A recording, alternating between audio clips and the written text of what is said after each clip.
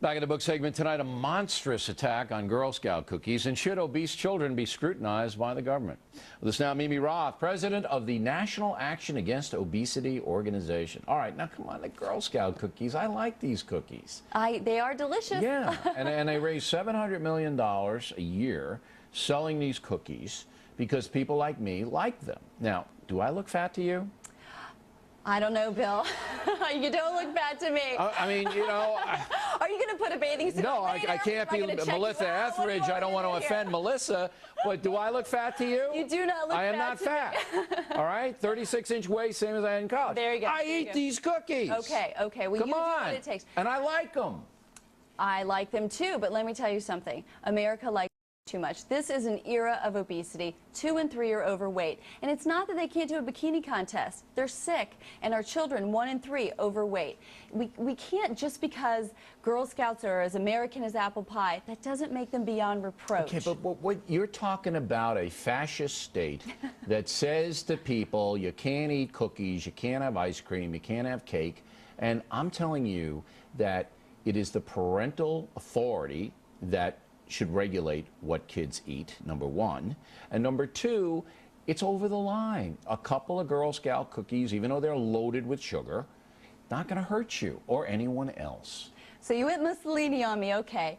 Look, we don't want a civic organization whose mission is to make the world a better place, which is what the mission statement is for the Girl Scouts. We don't want civic organizations, and that's PTAs, that's churches, synagogues, anybody using junk food as a fundraiser. Not now. Years ago, cute idea. Today, not so much. I think cookies make the world a better place because they're sweet, and that's a treat. Now, if you're going to abuse the cookies and eat the box and get fat, that's on the parent.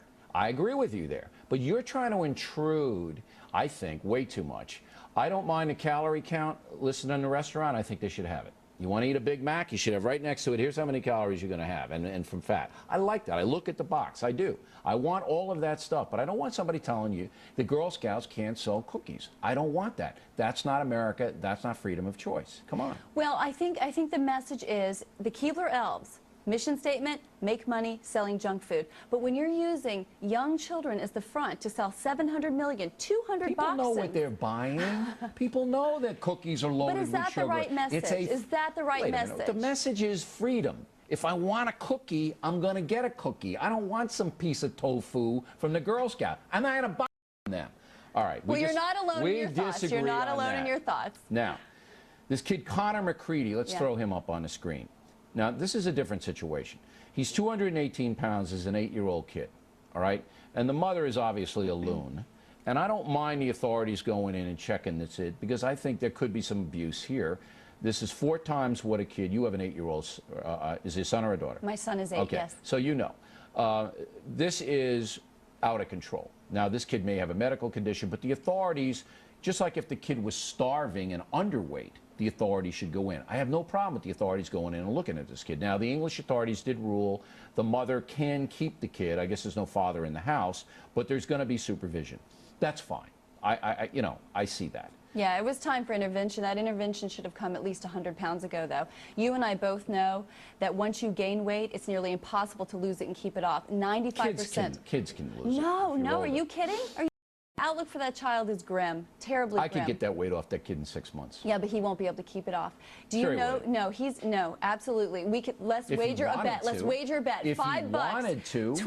20 years from now, that child will be tremendously overweight. We should have intervened much sooner because up into the age of 5 or 6, you are adding fat cells, and those are the same fat cells you have your entire life. You get a little bit more at puberty, but that is it. I think it's a psychological thing at that age. I think that this kid, you know, for whatever reason, his mother's feeding him this stuff, and I think you're right. It's hard, but I wouldn't give up on the kid. Yeah, but physiologically, he is altered. He will have that 218 pounds screaming at him for the rest of his life to gain back. I'm a little bit more hopeful if they can get him into some kind of Yes, absolutely. What program. we want to do is, even if he maintains too high a weight, we want to make sure that he's exercising, moving his body so he doesn't have as many side effects. No cookies for you tonight. Thanks for coming in. And next, we'll wrap things up with the most ridiculous and some of you now.